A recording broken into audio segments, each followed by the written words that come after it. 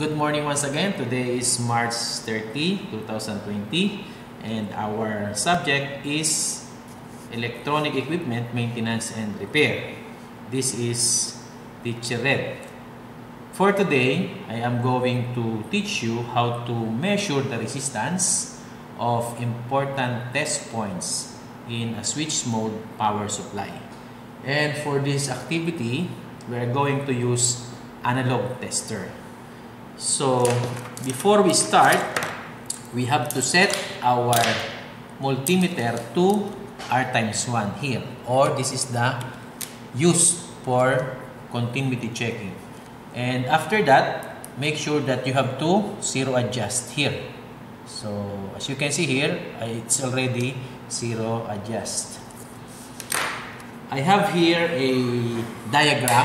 So this is the schematic diagram of this circuit which I draw here, and I write here different important test points which we are going to measure the resistance. So we will start with this, of course, from this AC plug which is connected to power cord.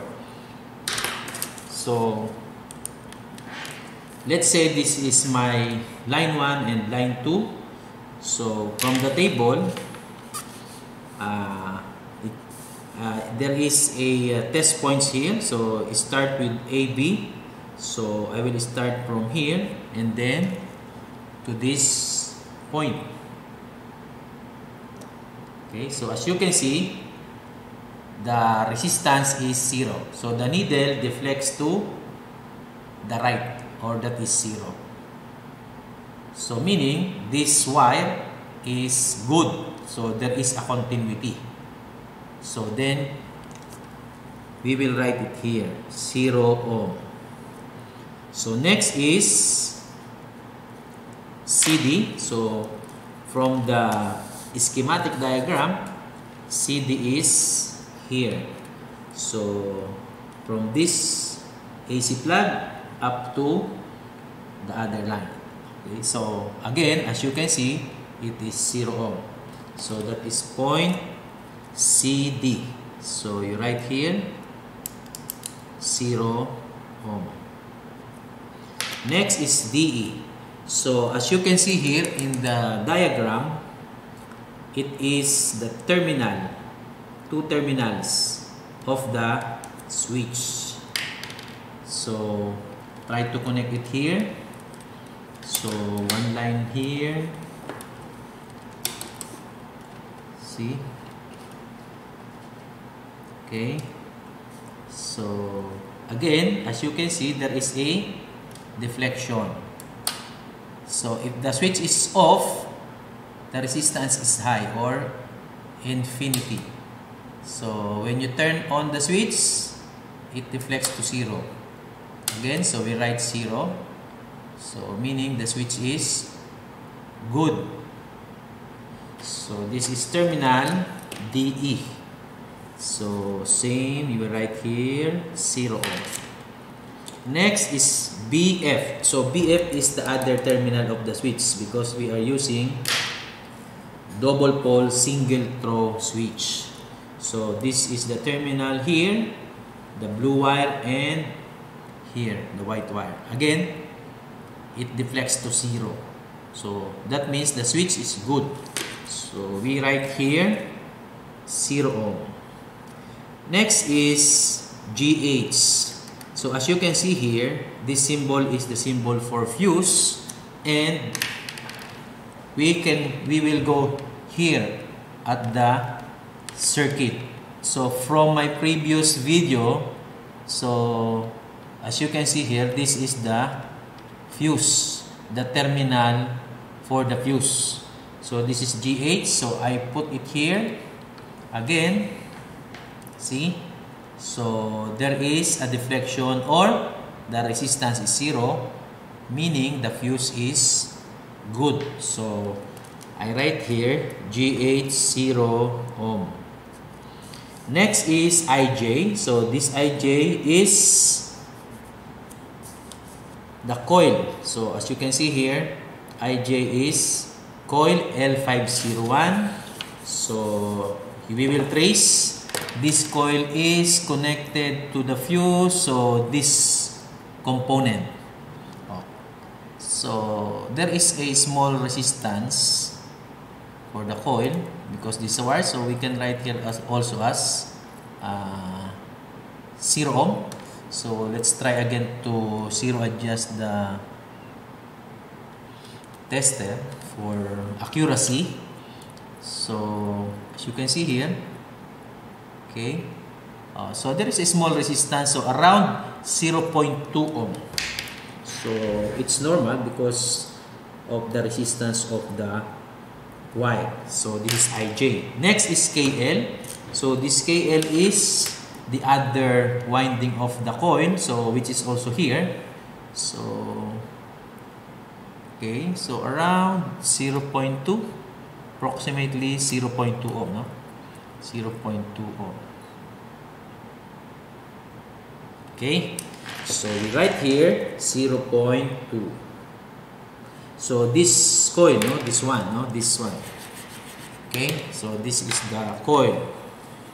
Next is Lm. So as you can see here, from this point to this point, this is Lm.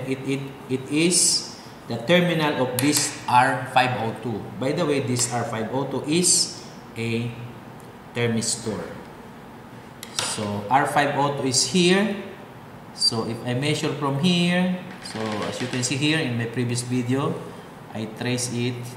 This is the R502 and this is around 7 or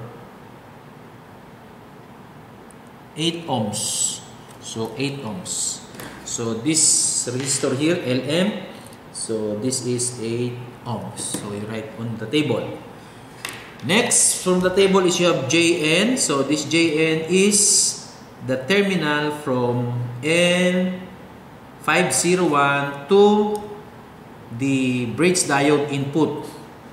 So between this terminal L501 to the bridge diode input. So if you are going to trace, so this is the terminal J, and it is connected to the AC input of a diode. So here, okay, so also there is a continuity, no? So this is 0 ohm. Then next is MO. So as you can see here, MO is from the other terminal of R502 connected to the AC input of the bridge diode here, MO. So this terminal, and it is here. So as you can see here, there is a continuity because there is a pattern. So this is a copper pattern. So again, 0. So this is MO, 0. Next is PR. So as you can see here, this is point P and R. So at L502, and this is connected to the positive terminal of the capacitor, or the positive output of the bridge diode. So from here, so this is the terminal from this point. So this is R, okay, and this is point P here, okay. So PR, so from here up to here. So this is the coil, no? L502, so around 0.2 ohm. So this is L502, point PR. So 0.2 ohms, around 0.2 ohms. So then next is RS. So RS, as you can see here, from this point, if you are going to trace, there is a jumper wire here, no? There is a jumper wire from this terminal going here. Okay, so this is jumper wire. J1. So this is also 0. So this J1 RS. So 0. And then ST is another wire here, another jumper wire. So this is J2. So it is here also. So this is jumper 2. So here, no, jumper to here. So that is ST, and then this is 0 ohm. And finally, the last one, we have to measure terminal Q. So this is Q up to here, U. So this Q, terminal U is the negative